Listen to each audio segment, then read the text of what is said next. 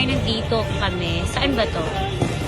Ayan. Open parking ng Ayala Circuit. Pangalawang best ko na dito. Last time kasama ko yung bebe ko. Ngayon kasama ko yung kapatid ko. Ayan na pala. Ayan. Thanks, ate. Pinasocial na version to kasi hindi sa kanto-kanto yung kain. At syempre hindi mawala yung buko. Ayan. So ngayon, kakain tayo. Papanoorin nyo kung paano kumain ng ganito. So ito muna, isaw. Pinaka-favorite ko sa lahat. This one, favorite ko to, lalo na pag may kanin. Adidas.